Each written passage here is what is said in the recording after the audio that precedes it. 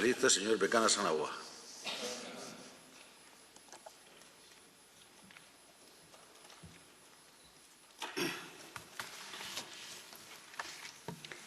Señor presidente, señorías,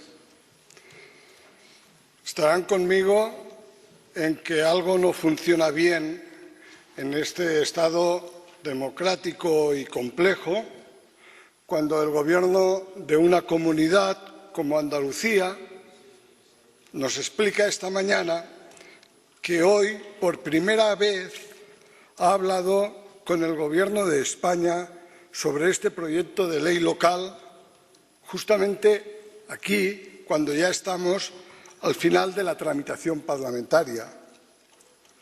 Y algo no funciona bien, señorías, cuando lo que hace posible este diálogo tardano es una sesión de la Comisión General de Comunidades Autónomas del Senado que convoca la oposición. Por segunda vez convoca la oposición.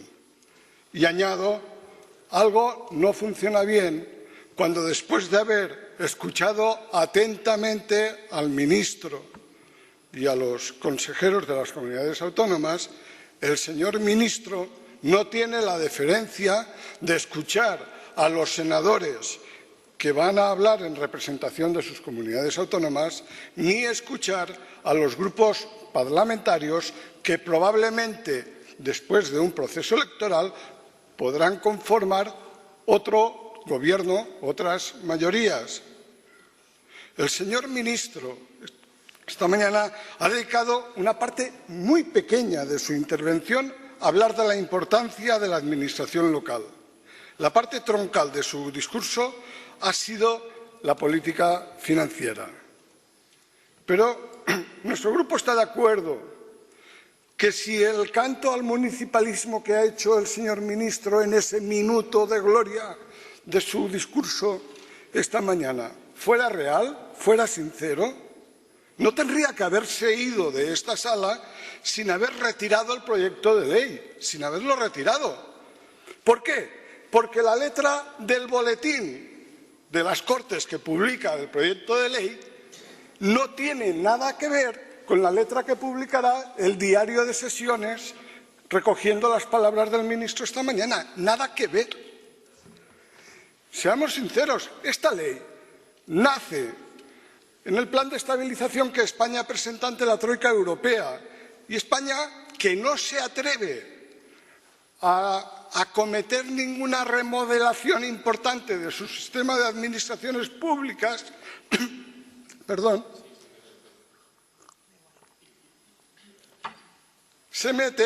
acomete el sistema de lo único que nos dice el ministro, que no tiene ningún problema financiero, que no tiene ningún problema de deuda, y se mete con la administración local. Una primera intención es meterse con la demarcación, con la planta. Y dicen, es que en España hay 8.000 ayuntamientos, por lo tanto vamos a reducirlos. Pero la que se lía dentro del mundo municipal, incluso del Partido Popular, ¡bum!, paso atrás. Segunda intención, los ayuntamientos gastan mucho, los concejales cobran barbaridad, los alcaldes cobran barbaridad, hacen unas obras descomunales, vamos a meternos con el tema competencial. Y ahí también han ido dando marcha atrás, pero mantienen un objetivo, que es el objetivo de ahorrar en pocos años 9.000 millones de euros, y eso es lo que han firmado ante la Unión Europea. ¿De dónde van a salir los 9.000 millones de euros?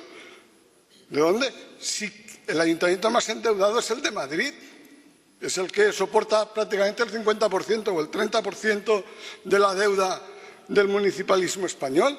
¿De dónde van a ahorrar esos? Los van a ahorrar de recortes en los servicios que prestan los ayuntamientos. Y ahí viene la trampa de este proyecto de ley.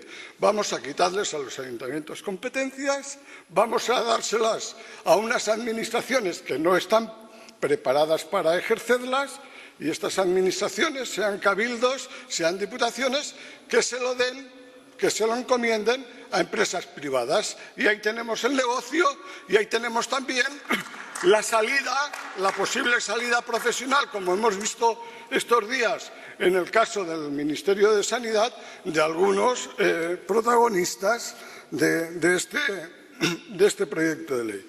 No voy a entrar en el tema competencial o en el tema autonómico. Estamos de verdad ante un proyecto que, queriéndolo o sin querer,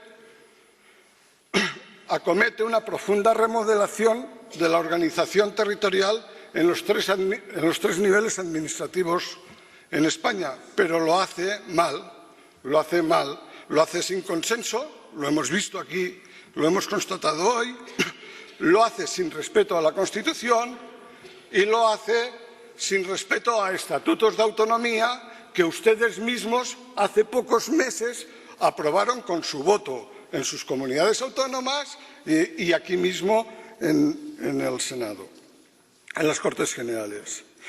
Cambiar el modelo territorial mediante una ley ordinaria, sencillamente, no es un procedimiento normal, no es un procedimiento reglamentado, es una imposición.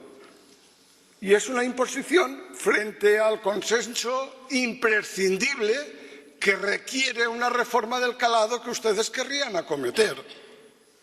Si el proyecto es tan bueno, señorías, se lo preguntaría al señor ministro, si el proyecto es tan bueno como nos han explicado esta mañana, ¿por qué van a esperar a que las competencias salgan de los ayuntamientos hacia las comunidades autónomas o hacia las diputaciones a que hayan pasado las elecciones locales?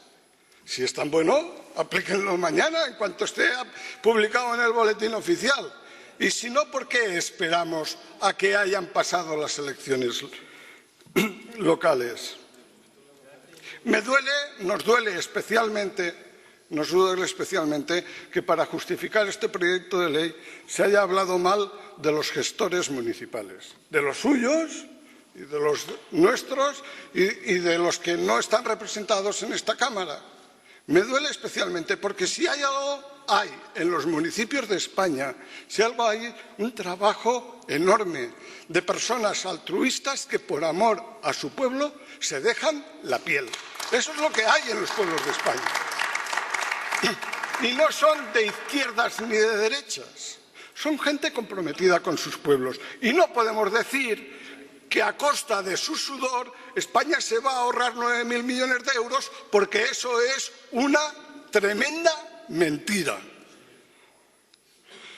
Cuando dicen una administración, una competencia, vamos a ver. Si las autonomías, si hay varias autonomías que ya tienen las competencias exclusivas en materia local, ¿qué hace el Gobierno hoy trayéndonos aquí un proyecto de ley ordinaria? Si ya está, una administración, una competencia, que sean las autonomías las que ordenen el mundo local.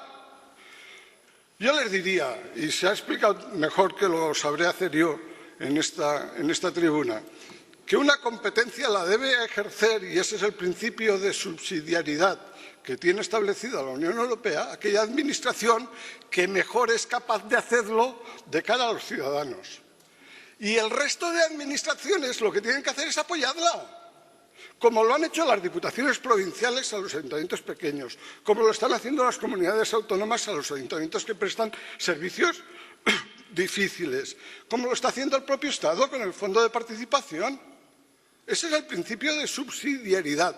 Una administración, una competencia es una demagogia, Una administración, una ley de racionalización y de sostenibilidad tiene que contener 3 elementos: principio de subsidiariedad, principio de cooperación y principio de financiación suficiente. ¿Para qué?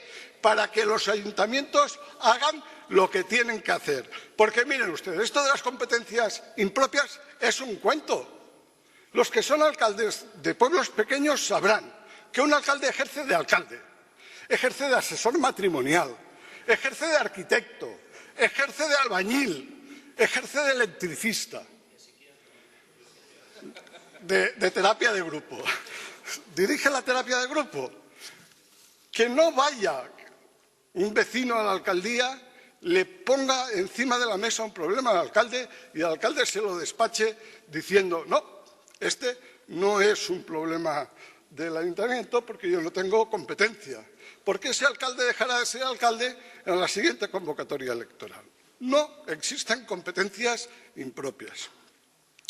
Y acabo diciendo, no es una delimitación competencial lo que los municipios reclaman.